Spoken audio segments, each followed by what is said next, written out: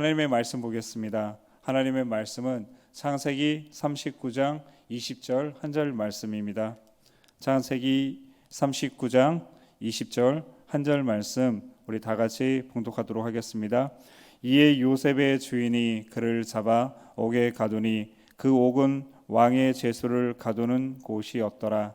요셉이 옥에 갇혔으나. 아멘. 오늘 이 시간 저는 여러분과 함께 창세기 39장의 말씀을 가지고 잠시 은혜를 나누려고 합니다.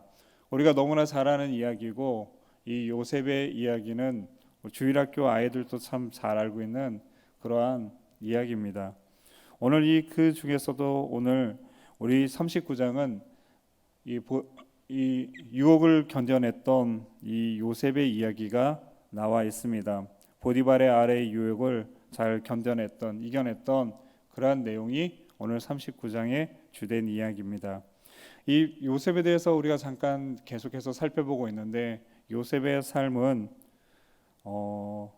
참으로 놀라운 인생이었죠. 10대 때 형제들에 의해서 버림받은, 그것도 지나가는 장사치에게 팔려버리는, 형제에 의해서, 그것도 전쟁의 포로도 아니고 부모가 없었던 것도 아니고 아버지가 살아 있었는데 형제 그것도 하나가 아닌 수많은 형들이 그를 사랑하는 동생을 사랑하지 않았던 것이겠죠. 외부의 그런 상인들에게 팔아버린 그런 이야기의 주인공입니다. 그래서 그는 졸지에 인생이 바뀌게 되어집니다.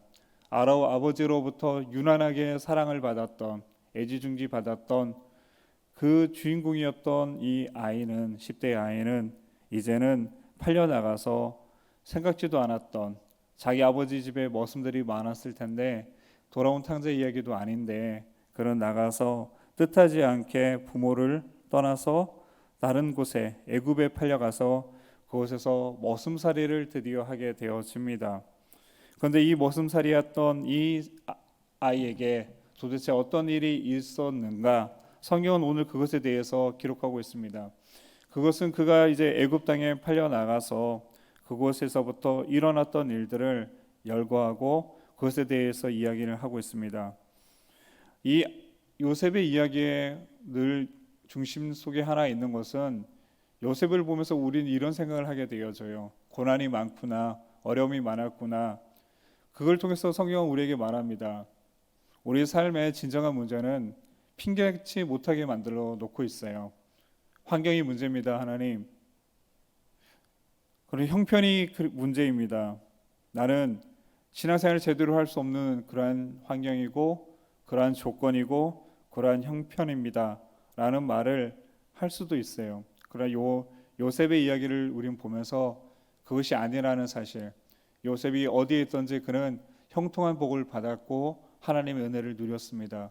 그것은 그가 어떻게 하나님을 만나고 어떻게 하나님과 동행했는지에 대한 그 명확한 신앙의 자세와 신앙의 모습을 우리에게 보여주고 있다는 것입니다. 그래서 그는 복을 받게 되어집니다. 요셉은 그곳에서도 주인으로부터 인정을 받게 되어집니다. 보디발이 그를 인정합니다. 그는 정직했고 성실했고 그의 모습은 신뢰할 만한 사람이었다는 것입니다. 그 어린 나이에 팔려간 이 아이가 그 속에서 어떻게 이렇게 할 수가 있었을까? 요셉의 인생에서 우리는 놀라운 사실을 하나 느끼게 되어집니다. 가끔씩 목회하면서 많은 경우를 봐요. 신앙을 떠났다 돌아오신 분이나 신앙을 떠난 분들을 만나게 되어졌는데 다 이유가 있어요. 그래서 그분들의 이야기를 들으면 하나님께서 어떻게 나에게 그럴 수가 있었지? 어떻게 내 사랑하는 가족을, 내 자녀를 데려가실 수가 있어? 목사님, 전 그래서 예수 안 믿습니다. 어떻게 하나님께서 내가 그렇게 열심히 했는데 나에게 사업에 어려움을 주시고 우리 가정에 이렇게 큰 고난을 주실 수가 있죠? 전 그래서 하나님을 믿지 않습니다. 상처받은 많은 분들이 하나님의 떠난 것들을 많이 보게 되어집니다. 요셉에게는 그럴 기회가 많이 있었습니다. 형제들이 그를 넘길 때, 팔릴 때 어떻게 하나님 저를 버리십니까? 우리 아버지가 얼마나 하나님께 잘했는데, 얼마나 하나님께 신앙을 보여주었는데 어떻게 더 다른 사람도 아니 형제가 나를 판단 말입니까? 하나님, 나는 이제 하나님 안 믿겠습니다 할 수도 있었어요. 그런데 반대입니다. 그는 홀로 외롭게 떨어져 있을수록, 고난 속에 처해 있을수록, 빠질수록, 환난 속에 거할수록 그는 하나님을 더 간절히 원했고 더 사랑했고 하나님 없이는 살아갈 수 없다는 그 신앙을 갖게 되어졌다는 것입니다. 똑같은 상황, 똑같은 조건 속에서 두 가지의 모습이 나타납니다. 한 경우는 하나님으로부터 멀어지고 하나님에 대한 그릇된 마음을 갖는 경우가 첫 번째이고, 또 하나의 또 변화된 또 다른 모습은 그럼에도 불구하고 그러나 그리 아니하실지라도 나는 하나님을 의지하고 사랑합니다라는 믿음의 길이 있다라는 것입니다. 우리 인생에는 항상 그 두 가지 길이 항상 있습니다. 그것은 우리가 어떻게 하나님을 만나고 어떻게 대하는지 하나님은 그것을 통해서 우리의 믿음, 우리의 신앙, 하나님에 대한 우리의 자세를 하나님은 점검하시고 시험하기를 원하신다는 것입니다. 하나님은 우리를 시험하십니다. 그것은 멸망으로 이끌기 위한 시험이 아니라 하나님에 대한 진정한 믿음의 눈을 뜨게 하기 위해서 하나님은 우리의 믿음에 털어서 진정한 우리에게 남아있는 이 믿음이 진짜인지 가짜인지를 돌아보게 하여 주신다는 것입니다. 그는 팔려갔지만 그 주인이 야훼께서 그와 함께 하심을 보았다고 성경이 기록합니다. 3절에 그의 주인이 야훼께서 그와 함께 하심을 보며 또 야훼께서 그의 범사에 형통하게 하심을 보았더라. 이방인이었던 애굽 사람이었던 그 주인이 종을 통해서 하나님을 보게 되었습니다. 뜻하지 않았던, 이름은 들었을 수 있죠. 가나안 땅에 하나님이라는 야훼라는 신이 있다라는, 이스라엘 사람들은 그 야훼를 믿고 있다라는, 근데 그 실체를 몰랐습니다. 그랬던 보디발이 하나님의 실체를 보게 되어졌습니다. 어떻게 보았느냐? 성경도 없었습니다. 가르쳐주는 그런 성경의 지도자나 교사가 있었던 것도 아닙니다. 단지 그가 샀던, 돈을 주고 사서 거느리고 있던 바로 그의 종을 통해서 보디발은, 애굽 사람 보디발은 하나님을 보게 되어졌다는 것입니다. 놀라운 사실이 아닙니까? 형제로부터 팔렸던 이름 없는 히브리의 그 10대 소년을 통해서 이 보디발은 하나님을 보게 되어졌다는 것입니다. 우리의 삶은 어떤지 한번 이 아침에 좀 생각해 봅시다. 하나님 믿지 않는 사람이 보았던 이 놀라운 역사, 오늘날 한국교회나 우리 자신이나 내 자신이 정말 내 주변에 그러한 영향력을 미치고 있는지, 우리 아이들은 나를 통해서 하나님을 보고 있는지, 직장에서의 내 동료들은, 그리고 교회에서 내 지체들은, 이 내 집의 이웃은, 내가 살아가는 삶의 현장 속에서 내가 만나는 사람들은 나를 통해서 하나님을 볼 수가 있는지, 나는 하나님을 보여주는 사람인지, 아니면 오히려 하나님을 가리우고 하나님의 영광을 가리는 그러한 삶을 살고 있지는 않은지, 이 팔려나간 이 아이는 그 속에서 하나님을 보여주는 사람이 되어졌다는 겁니다. 그것은 그가 하나님의 형통함을 보았다는 것입니다. 그는 축복의 사람이었고 축복이 너무너무 많았던 것입니다. 우리가 좋아하는 말이 있어요. 하나님께서 복을 주실 때 어떻게 하죠? 흔들어 부어 흔들어 넘치도록 복을 주신다고. 맞습니다. 그런 복 받기를 여러분 축원을 드립니다. 근데 이 복의 진정한 의미를 아셔야 돼요. 왜 하나님께서 흔들어 넘치도록 복을 주어 주실까요? 잔에 물을 가득 넣으면 물이 넘쳐서 그 주변을 다 적시고 맙니다. 흘러 넘치니까요. 하나님이 왜 그런 축복, 흘러 넘치는 축복을 주셨을까요? 주변을 적시라는 것입니다. 주변에 영향을 주라는 것입니다. 하나님이 주시는 복은 너무나 커서 나 혼자만 갖기에는 너무 크다는 것입니다. 그래서 이 하나님의 복은 반드시 나누게 되어집니다. 베풀게 되어집니다. 이 복을 통해서 내 가족, 내 이웃, 내 나라, 내 민족, 내 모든 열방이 하나님의 축복을 누리는 그러한 축복의 통로로서 쓰기 위해서 하나님은 복을 주실 때 적게 주시지 아니하시고 흔들어 부어 넘치도록 주시는 그 은혜는 이 복이 나의 독점이 아니라 나는 복의 유통자가 되어서 이 복을 나누는 하나님의 통로로서 쓰이기 위한 하나님의 진정한 축복이 더 있다는 사실을 깨달을 때 이 복은 진정한 의미의 복이 되어집니다.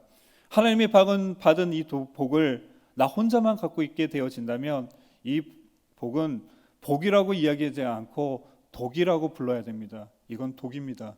영혼이 죽고 삶이 망하는 그런 복밖에는 되지 않는다는 것입니다. 복이 더 큰 복으로 나갈지 이 복이 독이 되어질지는 그 복에 대한 의미를 깨닫고 그 복된 삶을 살기로 결심하고 다짐하는 믿음의 자세에 달려있다는 것입니다. 저는 이 아침에 여러분이 흔들어 넘치도록 부어주시는 하나님의 복을 받아서 진정한 축복의 통로가 되고 복의 유통자가 되어지고 복을 쓸 수 있는, 다스릴 수 있는 진정한 축복의 복덩어리들이 되시기를 주님의 이름으로 축원을 드립니다. 그래서 그는 인정을 받았습니다. 그래서 그의 주인이었던 이 보디발은 그에게 큰 축복을 줍니다. 그래서 그에게는 많은 축복을 내려주는데 6절에 보면 주인이 그의 소유를 다 요셉의 손에 위탁하였다. 위탁, 맡깁니다. 종이 얼마나 뛰어났으면 주인이 이 종에게 자기의 모든 것을 다 맡길 정도로 보통 신뢰함이 아니었던 거죠. 어마어마한 신뢰를 받았다는 것입니다. 그러나 단 조건이 붙습니다. 자기가 먹는 음식 외에는 간섭하지 아니하였더라. 종은 종인데 자유인보다 더 자유로워요. 자기가 먹는 음식 딱 하나, 그거 외에는 모든 것에 터치를 하지 않았습니다. 무엇을 먹든 어디를 가든 어떻게 시간을 보내든 전혀 터치 않았다는 것입니다. 그래서 요셉은 용모가 빼어나고 아름다웠다. 그렇게 이야기합니다. 그런데 오늘 이 말씀을 조금 보려고 합니다. 그가 왜 보디발이 단 하나, 다른 것은 다 허락했을 때 음식 먹는 것에 대해서만큼은 금지하고 그것에 대해서만큼은 간섭을 허락하지 않았는지, 할 수 없는 유일한 한 가지가 있었어요. 그것은 바로 음식을 간섭하지 않는 것이었습니다. 마치 창세기에 하나님께서 모든 것을 허락하시되 동산의 한가운데 있는 선악을 알게 하는 나무의 열매는 먹지 말라고 했던 것처럼, 그러나 단 한 가지가 있었다는 것입니다. 오늘 이 의미는 이렇게 해석할 수가 있습니다. 왜냐 그러면 이 이집트의 이 제사적인 그런 의미 때문에 그러는데, 이 우리가 옛날에 우리 조상들도 밥을 먹을 때 그런 분들이 있었어요. 밥 한 번 먹을 때 숟가락으로 한술 떠가지고 마당에 던지면서, 그죠? 그게 뭐냐면 주술적인 거죠. 미신적인 거죠. 귀신에게 밥을 한 번 더 먹여야 된다는 그런 생각 때문에 밥 먹기 전에 꼭 한술 떠가지고 마당이나 그런 데에 던지면서 뭐라고 하시는 것들 본 적이 있어요. 오늘 그들의 애굽에서도 그와 비슷한 일이 일어나게 되어집니다. 애굽 사람들이 식사할 때 흥인했던 제사적인 의미 때문에 그렇게 되어집니다. 애굽에서의 그런 제사적인 음식 규정에 따라서 자기가 먹는 음식에 대해서만큼은 용납하지 않았다는 것입니다. 그들이 요셉에게 따로 하고 그 형제들에게 따로 하고 배식하는 애굽 사람에게도 따로 하니 애굽 사람은 히브리 사람과 같이 먹으면 부정을 입음이었더라. 창세기 43장의 내용입니다. 형제들에게 나중에 형제들이 음식을 베풀 때 애굽 사람들이 따로따로 줍니다. 그 의미는 뭐냐면, 이 애굽 사람들의 의식 속에 뭐냐면 히브리 사람과 음식을 같이 먹으면 부정해요. 왜요? 애굽에 그런 제사를 드리지 않거든요. 애굽 신을 믿지 않거든요. 그들은 유일한 하나님만 믿고 있기 때문에 그들이 식사를 같이 하면 부정을 판단하는 그런 생각을 갖고 있었기 때문에 그랬을 수 있다는 것입니다. 그런데 여기에 하나 더 중요한, 우리가 놓친 것이 하나가 있는데, 어떤 신학자들은 그것에 대해서 새롭게 해석을 하게 되어집니다. 오늘 보면 그 주인이 그의 소유를 다 요셉의 손에 위탁하고 자기가 먹는 음식 외에는 이라고 이야기를 하고 있습니다. 이러한 의미는 어떤 의미를 갖고 있냐면 바로 부부 관계를 뜻하는 완곡한 표현일 수 있다라는 것입니다. 그래서 우리가 구절을 보면 그가 나중에 그 유혹하는 보디발의 아내에게 뭐라고 얘기하면 이 집에는 나보다 큰 이가 없으며 주인이 아무것도 내게 금하지 아니하였어도 금한 것은 당신뿐이니 당신은 그의 아내임이라. 분명히 보디발은 먹는 음식 외에는 금한 것이 없었다라고 성경은 기록하고 있는데, 보디발의 아내가 유혹을 할 때 그가 이렇게 이야기합니다. 다른 것은 금한 것이 없는데 하나, 그의 아내 당신은 금하였습니다 라는 이야기를 하는 거 보면, 여기서 음식 외라고 얘기했는 먹는 음식이라고 표현했던 이거는 바로 부부관계를 뜻하는 완곡한 표현일 수도 있다라는 사실을 오늘 성경은 은연중에 기록하고 있다는 것입니다. 이 청년이었던 요셉이 보디발의 아내의 유혹을 이겨낸 것은 단순한 이야기가 아니라 그 주인에 대한 충성, 단 하나 하지 말랬던, 하만은 하나님의 명령을 어기고 그것을 선을 넘어가고 말았지만, 오히려 이 요셉이라는 이 청년은 그 혈기왕성한 그 나이에도 불구하고 주인에 대한 충성, 주인에 대한 그 마음을 변함없이 갖고 있었다는 것을 성경은 기록하고 있다는 것입니다. 그래서 어쨌든 하나님이 동행하는 사람은 그 일상 속에서도 신실한 그 모습을 오늘 요셉은 성경을 통해서 우리에게 보여주고 있다는 것입니다. 그래서 오늘 저희가 아는 것처럼 보디발이 그를 어떻게 대했는지를 보면 알 수가 있습니다. 애굽시대 학자들에 의하면 애굽시대의 간통죄는 바로 사형입니다. 죽었어야 했어요. 그런데 이 보디발이 어떻게 처리를 하냐 그러면 그를 감옥으로 보내서 죽이지를 않습니다. 살려줍니다. 왜 그랬을까요? 죽여도 될 일을, 더 사랑한 만큼 더 증오도 크고 더 충격도 컸을 거고 미움도 더 컸을 텐데 그러지 않았던 것을 보면 추측한데 보디발도 알았던 것 같습니다. 자신의 부인이 그렇게 도덕적인 사람은 아니라는 것을, 신뢰할 만한 아내는 아니라는 것을. 그러나 그가 데리고 있었던 이 요셉은 어느 순간에도 자신을 실망시킨 적이 없는 신실한 사람이었다는 것을. 그러나 사건은 커져 있었고 자신의 명예와 자신의 그러한 것들이 걸려 있었기 때문에 그는 이 문제를 그렇게 조용히 처리하고 싶었는지도 모릅니다. 그래서 어쨌든 이 일은 그 보디발에게 있어서는 불명예스러운 일이었고 그것은 참 수치스러운 일이었습니다. 그래서 그는 그렇게 문제를 해결하려고 합니다. 그래서 요셉은 다시금 또 고난에 빠지게 되어집니다. 또 하나님을 떠날 기회가 왔어요. 하나님, 제가 그렇게 처음에 형제들에게 배신을 당했을 때도 저는 하나님을 떠나지 않았습니다. 근데 어찌하여 나에게 축복보다는 또다시 고난을 주십니까? 제가 이제 감옥에 들어가면 저는 평생 감옥에서 못 나올 수도 있습니다. 어쩌면 죽을 수도 있습니다. 저 하나님, 어떻게 저에게 이렇게 가혹하십니까? 하며 떠날 수 있는 또 하나의 핑계거리가 생겼습니다. 하나님은 이 사람을 다시 한번 시험합니다. 그리고 그는 다시 한번 하나님께 신앙을 보여드립니다. 그는 그곳에서도 하나님을 신실하게 믿고 변함없는 사랑과 신뢰를 하나님께 보여주고 있었다는 것입니다. 오늘 이 보디발의 관계 속에서 우리는 하나 알 수 있습니다. 중요한 두 번째 깨달음을 얻게 되어진데 그것은 우리가 꼭 기억해야 될, 명심해야 될 이야기입니다. 하나님의 관계는 사람과의 관계입니다. 사람과의 관계는 곧 하나님과의 관계입니다. 하나님과 관계를 잘하는 사람이 사람과의 관계를 못한다? 불가능한 일입니다. 하나님을 사랑하는데 사람을 미워한다? 있을 수 없는 일입니다. 하나님을 신실히 믿는 사람이 옆 사람에게, 이웃에게, 가족에게 상처를 주고 아픔을 주고 괴로움을 주는 것, 그것은 성경적이지 않은 이야기입니다. 일어날 수 없는 일입니다. 하나님과의 관계가 올바로 서 있는 사람은 사람과의 관계가 올바르게 서 있습니다. 사람 앞에 서 있는 믿음의 그리스도인들은 사람을 대할 때 하나님을 생각해야 됩니다. 하나님을 생각하고 사람을 만나야 되고 하나님을 생각하면서 사람을 대해야 됩니다. 여러분의 자녀를 대할 때 하나님을 생각하면서 자녀를 대하셔야 됩니다.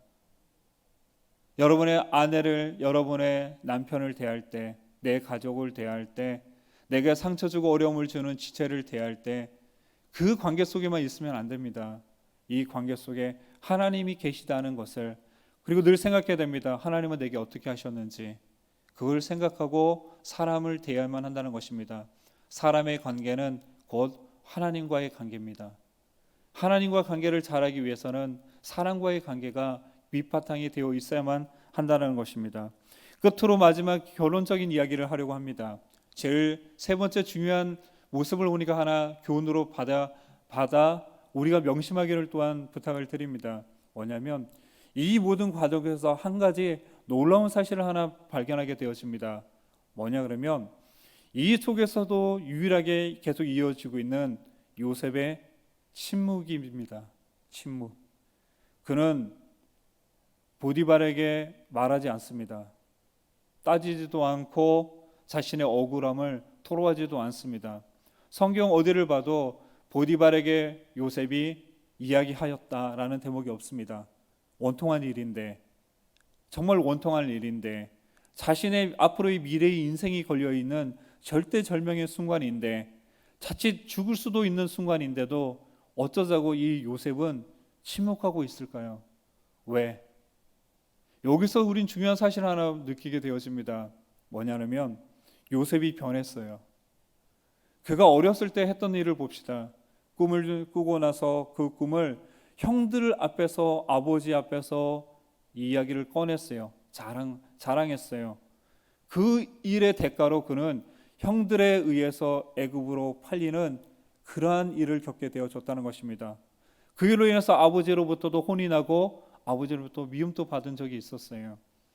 어떤 일이 있으면 늘 나타내고 그것을 이야기하고 그걸 드러내야만 했던 이 요셉은 어느덧 고난 속에서 변해가고 있었습니다. 달라지고 있었어요.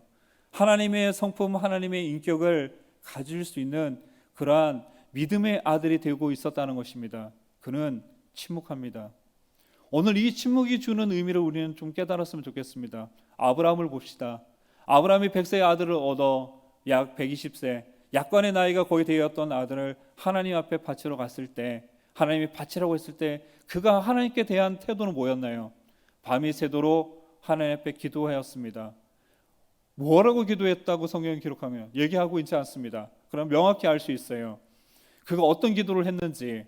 그는 침묵으로 일관하고 있습니다. 그 후로는 하나님 앞에 바치는 아들을 바치기 위해서 3일 길을 걸어가면서도 그는 하나님께 원망도, 하나님의 뜻을 돌이키기 위한 어떠한 말도, 어떠한 역할도 하고 있지 않다는 것입니다. 그는 침묵으로 순종하고 있었다는 것입니다. 끝으로 우리가 예수님을 봅시다. 예수님께서 십자가를 지실 때 예수님의 모습은 하나님에 대해서 침묵합니다. 그리고 그는 십자가를 지시고 그곳에서 우리를 위하여 피를 흘려주고 아버지의 뜻을 이루기 위하여 죽음의 길을 걸어가셨다는 것입니다. 예수님도 침묵하셨습니다. 이 침묵이 우리에게 주는 교훈이 있습니다. 그것은 믿음의 양입니다. 믿음이 큰 아브라함, 믿음의 사람인 이 요셉, 그리고 예수님은 우리에게 중요한 하나를 알려주고 있는데, 그것은 침묵이라는 것은 하나님을 절대적으로 신뢰하지 못하면 할 수 없는 일입니다. 우리는 작은 일에도, 누가 나를 모함하는 작은 일에도, 교회에서 일어나는 누군가가 나에게 나쁜 일을 했다면 우리는 찾아가서 풀거나 그것에 대해서 적극적으로 변호하거나 그렇지 않다는 것을 이야기하고, 때로는 우리 송사를 하고 소송을 해야만 합니다. 오늘 한국교회 난무하는 이 성도들 간의 교회 안에서의 송사와 그런 소송의 이야기는 오늘 이 요셉이 보여주고 있는 침묵의 모습하고는 정반대의 모습이라는 것입니다. 하나님께 맡겨드리는 것, 하나님께서 하실 수 있도록 하나님 손에 올려드리는 것, 그것이 바로 이 침묵이 우리에게 보여주고 있는 그런 모습이라는 것입니다. 요셉에게는 궁지에 몰린 절대 위기의 순간, 그러나 그는 그것에 대해서도 침묵합니다. 어떤 학자는 이런 얘기합니다. 애굽 시대의 이 고대 사회에 있어서 가장 영웅적인 모습은 어떤 사람이었는가? 바로 침묵하는 사람이었다고 합니다. 어떠한 순간에도 침묵할 수 있는 가장 이상적인 인간상, 가장 영웅적인 인간상이 바로 그런 불합리한 억울한 상태에서도 침묵할 수 있는, 요셉은 침묵할 수 있었습니다. 왜요? 하나님께서 회복시켜 주실 것을 믿었기 때문에 그렇습니다.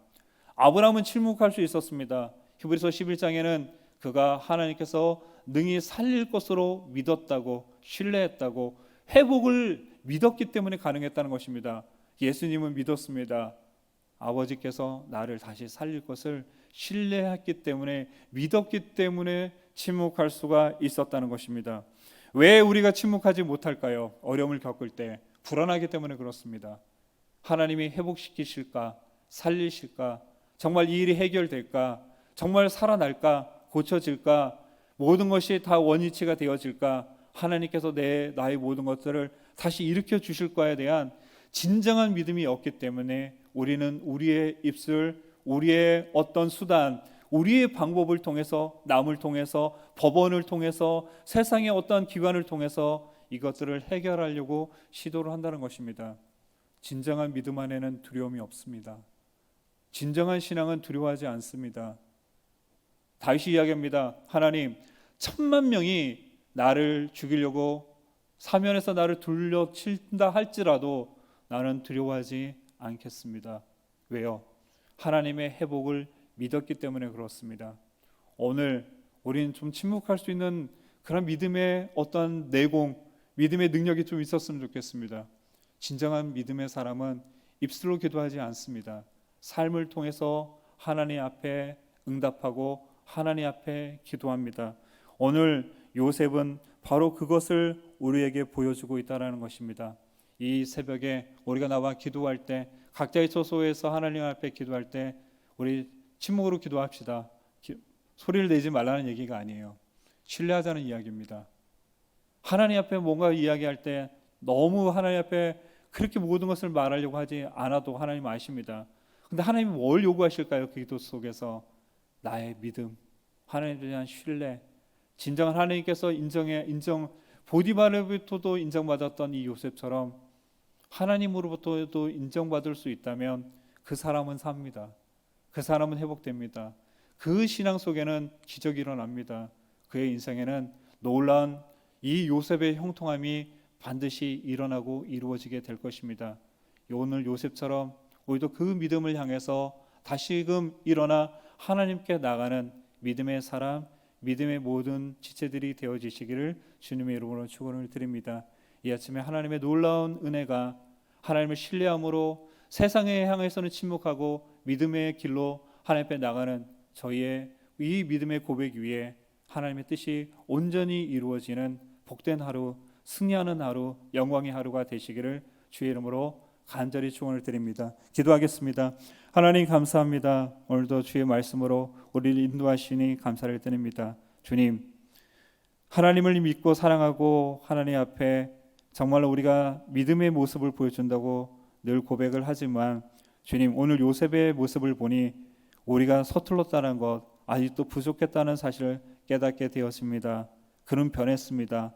말해야만 하고 뭔가를 해야만 했던 인생에서 하나님 앞에서 잠잠할 수 있는, 잠잠함으로 하나님이 하실 수 있도록 길을 열어드리는, 하나님의 것을 보기를 소망하고 기다릴 줄 알고 인내할 수 있는 성숙한 믿음의 사람이 되어 있는 것을 보게 되었습니다. 이 아침에 우리의 믿음, 우리의 신앙, 우리의 기도는 어떠한지 다시금 되돌아보게 되었습니다. 억울한 일이 많습니다. 주님, 우리의 몸에도 우리의 삶에도 가정에도 직장에도 사업에도 참으로 억울하고 원통한 일들이, 그리고 너무나 말해야 될 것들이 많이 있습니다. 주님, 왜 이렇게 분노하고 왜 이렇게 두려워하고 왜 이렇게 안달하는지 오늘 이 말씀 보고 깨닫게 되었습니다. 하나님에 대한 진실한 믿음, 신뢰하는 믿음, 절대적인 하나님께 순종하는 마음이 없었다는 것을, 우리가 아직도 믿음의 상태가 부족함을 깨닫게 되었습니다. 오늘 우리가 기도할 때 이 모든 것을 기억하고 하나님 앞에 다시금 나가게 하여 주옵시고, 오늘 이 요셉처럼 하나님 앞에 진정한 믿음의 침묵으로 하나님 앞에 믿음을 보여줄 수 있는 그러한 저희 모두가 되어질 수 있도록 은혜와 은총을 베풀어 주옵소서. 하나님의 갑절의 은혜가 우리 가운데 임하게 하여 주시고, 이 새벽 하나님을 다시금 뜨겁게 만나는 복된 하는 시간이 되어지도록 주의 영으로 저희를 충만케 하여 주옵소서. 예수님의 이름으로 기도드리옵나이다. 아멘.